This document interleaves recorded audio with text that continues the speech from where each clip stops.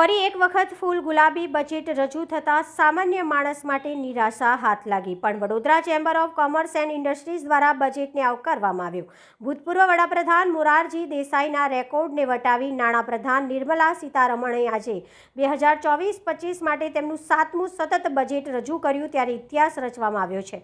Vadodara chamber of commerce and industries દ્વારા પણ આ બજેટને આવકારવામાં આવ્યો છે. નાણામંત્રીએ MSME માટે ક્રેડિટ ગેરંટી સ્કીમની જાહેરાત કરી. આ યોજના હેઠળ 100 કરોડ રૂપિયા સુધી લોન મળશે.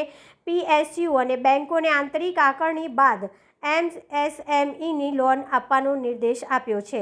આ ઉપરાંત મુદ્રાની લોનની મર્યાદા 10 લાખ કરોડ રૂપિયાથી વધારીને 20 લાખ કરોડ રૂપિયા કરવામાં આવી છે. MSMEની મદદ કરવા SIDBI શાખાઓ વધારશે. સામાન્ય માણસ માટે આ બજેટનો કોઈ વિશેષ લાભ નથી. કોર્પોરેટ સેક્ટરને આનો લાભ વધુ છે, એમ Vadodara chamber of commerce and ઇન્ડસ્ટ્રીઝના senior vice president Himanshu Patel દ્વારા જણાવવામાં આવ્યું હતું. અત્રે ઉલ્લેખનીય છે કે દેશના ફાઇનાન્સ મિનિસ્ટર નિર્મલા સીતારમણે બજેટ રજૂ કરતા દરમિયાન નાણામંત્રીએ કહ્યું હતું કે સરકારનું ધ્યાન ગરીબો, મહિલાઓ, ખેડૂતો અને યુવાનો પર છે, એમ કહેતા સામાન્ય માણસને રાહતનો શ્વાસ લીધો હતો. જી બિલકુલ, આજે ફાઇનાન્સ મિનિસ્ટર શ્રીમતી નિર્મલા સીતારામનજીએ વર્ષ 2024-25 માટેનું જે બજેટ રજૂ કરવામાં આવ્યું, એ બજેટમાં ખાસ કરીને જો MSME અને નાના ઉદ્યોગકારોની જો વાત કરીએ તો ખાસ કરીને નાના ઉદ્યોગકારોને આ વખતના બજેટમાં એમની જે આશા અને આકાંક્ષાઓ હતી એ થોડા ઘણા અંશે ફળીભૂત થઈ છે. કે જે મુદ્રા યોજના ભારત સરકારે શરૂ કરી હતી અને જે મુદ્રા યોજના હેઠળ પહેલાં 10 લાખ રૂપિયાની લોન આપવામાં આવતી હતી, તો જે નાના ઉદ્યોગકારોએ 10 લાખ રૂપિયાની લોન લીધી હશે અને ટાઈમ પ્રમાણે એને રીપે કરી હશે તો એના માટે પ્રોત્સાહનના ભાગરૂપે 20 લાખ રૂપિયા સુધીની લોન મળશે તેવી ઘોષણા કરવામાં આવી છે. મને લાગે છે ત્યાં સુધી નાના ઉદ્યોગકારોના માટે આ એક ખૂબ જ અગત્યની પાયાનું પાસું બની રહેશે. સાથે સાથે MSMEને જે પહેલાં ક્રેડિટ લિંક ગેરંટી પ્રોગ્રામ હેઠળ કોલિટરલ ફ્રી લોન આપવામાં આવતી હતી, એમાં પણ કેપ વધારીને 100 કરોડની કરવામાં આવી છે અને દરેક PSUs બેંકોને એમને ફ્રીડમ આપી છે કે તમારે ક્રેડેન્શિયલ્સને ચેક કરીને તમે અપ ટુ 100 કરોડ સુધી કોલિટરલ ફ્રી લોન્સ તમે એક્સટેન્ડ કરી શકો છો. તો મને લાગે છે ક્યાંક ને ક્યાંક MSMEમાં એક નવા પ્રકાશનું કિરણ ઊભું થયું છે, એક નવો ઉત્સાહ આ બજેટથી MSMEને મળશે. અને સાથે સાથે જે સ્ટાર્ટઅપ્સ છે કે જે આવનારા દિવસોમાં પણ એક MSME અને એના પછી ગ્રોથ થઈ અને યુનિકોર્ન બનવા જઈ રહ્યા છે, તો એ સ્ટાર્ટઅપ્સમાં પણ જે એન્જલ ઇન્વેસ્ટમેન્ટ ટેક્સ છે એ નાબૂદ કરવામાં આવ્યો છે, તો એને પણ એ ઘણું જ પ્રોત્સાહિત કરશે આ વખતનું આ બજેટ. અને ખાસ કરીને આ બજેટમાં એજ્યુકેશન ક્ષેત્રે પણ ખાસી એવી એનાઉન્સમેન્ટ કરવામાં આવ્યું છે અને ફોરેન ઇન્વેસ્ટમેન્ટ્સને આકર્ષિત કરવા માટે જે ફોરેન કંપનીઓના ઉપર પહેલાં જે 40% ટેક્સ હતો એની જગ્યાએ હવે 35% સ્ટેપની જોગવાઈ કરવામાં આવી છે. તો એકંદરે કહી શકાય કે આ વિકસિત ભારતના સપનાને સારું સાકાર કરવા માટેનું એક બજેટ છે. અને એની સાથે સાથે જે ડાયરેક્ટ ટેક્સની હેઠળ જે સેલરાઇડ પર્સનને જે ઇન્કમ ટેક્સની જે વાત છે, ઇન્કમ ટેક્સમાં એવા ઝાઝા જે આમ જનતાને જે એક્સપેક્ટેશન હતું એ પ્રમાણેના એમને પ્રોત્સાહન નથી ડિક્લેર કર્યું.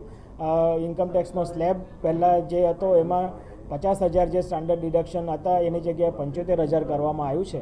અને એકંદરે જોવા જઈએ તો નવા ટેક્સ રિજીમ પ્રમાણે જેમની આવક 15 લાખ રૂપિયા સુધીની હશે તેમને ગયા વર્ષ કરતાં આ વર્ષ આવનારા વર્ષોમાં 17,500 રૂપિયાનો ફાયદો થશે. At the same time short term capital gain અને લોંગ ટર્મ કેપિટલ ગેઇનમાં પણ ટેક્સના રેટ 2 થી 2.5% વધારવામાં આવ્યા છે. કે જે ઇન્ડિવિજ્યુઅલ શેર સ્ટોકમાં કે મ્યુચ્યુઅલ ફંડમાં પોતાનો નિવેશ કરતો હશે, જ્યારે એને રિડમ્શન કરશે ત્યારે પહેલાં જે એને ટેક્સ આપવો પડતો હતો એની જગ્યાએ આ વખતે હવે 2 થી 2.5% જેટલો ટેક્સમાં વધારો કરવામાં આવ્યો છે.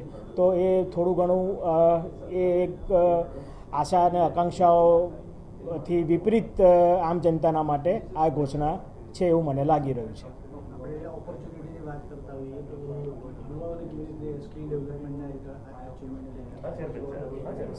સ્કિલ ડેવલપમેન્ટ ખાતે પણ ઘણી સારી ઘોષણા કરવામાં આવી છે અને ઓન ધ કોન્ટ્રરી જે કંપનીના CSR ફંડ છે તે CSR ફંડનું પણ એ કંપનીઓને એન્ટાઇટલ કરવામાં આવ્યા છે કે તમે તમારા એમ્પ્લોયના કે ઇન્ટર્નશીપના સ્ટુડન્ટ્સને સ્કિલ ડેવલપ કરવા પાછળ પણ તમે એ ફંડનો ઉપયોગ કરી શકો છો. તો એકંદરે કોર્પોરેટ જગત માટે આ CSR છે, સ્કિલ ડેવલપમેન્ટ છે, MSME છે, સ્ટાર્ટઅપ્સ છે, ઇન્ફ્રાસ્ટ્રક્ચર છે, ટુરિઝમ છે, એ બધાના માટે ખૂબ સારું બજેટ છે. અને એટ ધ સેમ ટાઈમ મેં આપને કહ્યું એ પ્રમાણે આમ જનતા જે સેલેરાઇડ પર્સન છે, સેલેરાઇડ પર્સનને જે આશા અને આકાંક્ષાઓ હતી કે જેમને ટેક્સેશનમાં કંઈક રાહત મળશે, તો એમાં જાજી એવી નહિવત કહી શકાય એવી રાહતનું એનાઉન્સમેન્ટ કરવામાં આવ્યું છે. સામાન્ય પ્રજાનું સુખાકારીનું બજેટ છે કે ગુલાબી બજેટ? આ બહુ બેલેન્સ બજેટ છે એવું કહી શકાય. કોઈ એક પક્ષ માટેનું બજેટ નથી.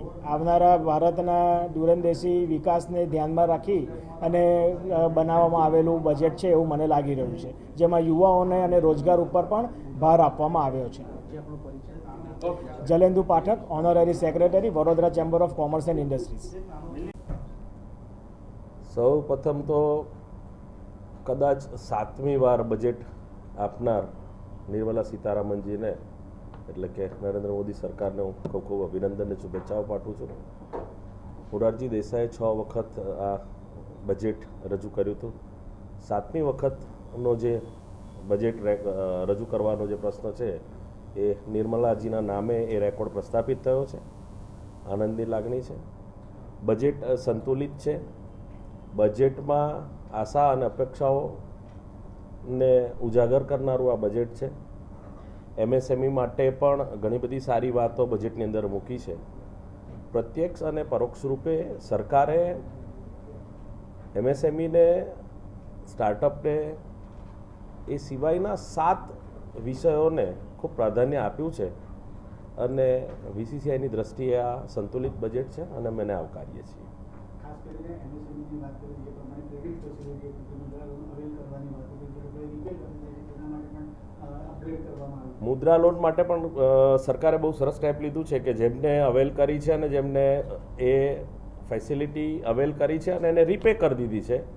એટલે ફોર એક્ઝામ્પલ એમને 10 લાખની જો લોન મળી હશે અને એમને રીપે કરી દીધી છે, તો હવે એને 10 લાખની જગ્યાએ 20 લાખની લોન મળશે.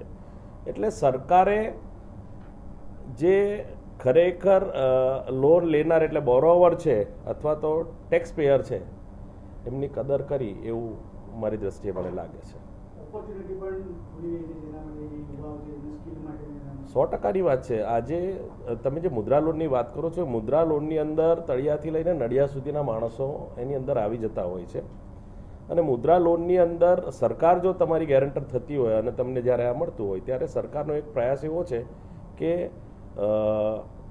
આ દેશનો દરેક વ્યક્તિ એન્ટરપ્રેન્યુઅર બને અને પોતે ઉદ્યમી થાય, પોતે વેપાર ઉદ્યોગ કરે, લોકોને નોકરીએ રાખે, એવી સરકારનો જે પ્રયાસ છે અને સરકાર એમાં કદાચ સફળ થઈ રહી છે એવું દેખાય છે. ખાસ કરીને વાત કરીએ તો MSMEની વાત કરીએ તો જે વર્કિંગ છે તે જીવનમજૂરી સમાનની રીતે કામ છે અને ઇન્ડિયાની ઇકોનોમીમાં બૂસ્ટ કરવા માટે MSME બહુ મોટો ભાગ છે. આ બજેટ તમે માનો છો કે MSMEને સપોર્ટ કરશે? હા, MSME જો સરકારે જે સબ્જેક્ટિવ પર જે આખું ડિસ્ક્રાઇબ કર્યું છે બજેટને, તો 9 પાસામાંનું એક પાસું MSME પણ છે. સ્પેસિફિક MSME માટેનું બજેટ નથી, પણ 9 પાસાઓને આવરી લઈને જે બજેટ આપ્યું છે એટલે સરકારે એકદમ બેલેન્સ બજેટ આપ્યું છે. MSME એટલે કે ઉદ્યોગકારોએ કે વેપારી લોકોએ કે કોઈ પણ વ્યક્તિએ બજેટને કઈ રીતે જોવું એ દરેકના પોતપોતાના અલગ પરસેપ્શન્સ હોઈ શકે, પરંતુ આ જે બજેટ છે એ એકંદરે સંતુલિત બજેટ છે. ઇન્ટ્રીમ બજેટ જ હોય છે. હવે આ સંપૂર્ણ ઇન્ટ્રીમ બજેટ અને સંપૂર્ણ બજેટનો ફરક જ એટલો હોય છે કે ઇન્ટ્રીમ બજેટની અંદર વાત અને વાયદાઓ હોય છે, આની અંદર નક્કર ઈરાદાઓ અને એમની મજબૂતાઈ, દેશની અને આર્થિક વ્યવસ્થાઓની મજબૂતાઈ આ બજેટમાં દેખાય છે.